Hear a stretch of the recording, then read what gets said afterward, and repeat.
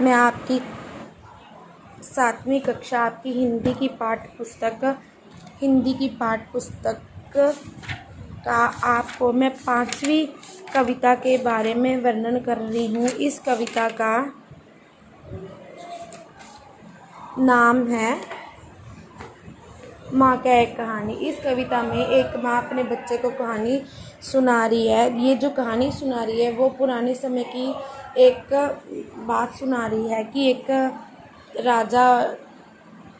राजा की कहानी सुना रही है। इस कहानी में जैसे माँ बोल रही है, माँ के साथ बच्चा लेटा हुआ, माँ का एक कहानी बेटा समझ लिया क्या तूने मुझको अपनी नानी, कहती है ये चेटी तू मेरी नानी की बेटी। वो अपनी माँ को बोल रहा है कि माँ मुझे लगता है तू मेरी नानी है या तू मेरी नानी की बेटी है। मैंने तो ये समझा तू मेरी नानी है, नहीं मैं तेरी नानी की बेटी हूँ। मुझे माँ कहानी सुनाओ। ये राजा या रानी की कहानी। वो अपनी पुराने समय की एक कहानी सुनाती। वो बोलती है कि तरह तरह के फूल खिले हुए थे, जलमल कर का पानी जलमल कर हिम बिंदु झिले थे, हल्के झोंके हिले मिले थे, पानी लहरा रहा था, जो खग गया वो खिले हुए थे, वो गाने गा रहे थे।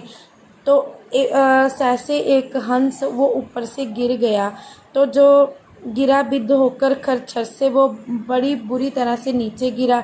हुई पक्ष की हानि, तो पक्षी वो काफ़ी उसका खून निकलने लग गया। हुई पक्ष की हानि करना बड़ी कहानी, ये बड़ी दुख भरी कहानी है। चौंके उन्हें उठाया, नया जन्म सा उसने पाया। तो उससे राजा ने उठाया, तो उस जो एक हंस था उसने नया जन्म पाया। लक्ष्य सिद्ध का मनी, तभी एक अखेटक आया। अखेटक क्या होता है?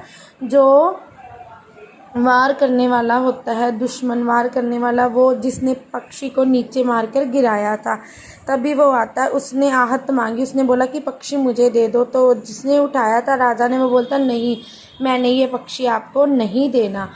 तो ऐसे दोनों में काफ़ी बातचीत होती है, काफ़ी जिद होती है। तो हुआ विवाद सत्य निर्दय में, तो सच और झूठ में विवाद हुआ, जो पक्ष और विपक्ष हुआ। तो गई बात अब न्यायालय में, तो राजा के पास ये बात गई न्यायालय में, सभी सुनी सभी जानी। तो राजा ने सब दोनों पक्षों की बात सुनी। राहुल तू निर्णय कर इसका, राहुल तुमने ही इसका निर्णय करना है। न्याय पक्ष लेता है किसका? हाँ मेरी क्या बानी, मैं सुन रहा कहानी। कोई निरपराध को मारे तो क्या अन्य उसे न उबारे? अगर कोई निरपराध को गलत साबित करे, क्या उसका विरोध कोई ना करे? रक्षक पर भक्षक को वारे, जो रक्षक है वो भक्षक पे भारी हो। न्याय दया का दानी, न्याय ही सच्चा दानी है।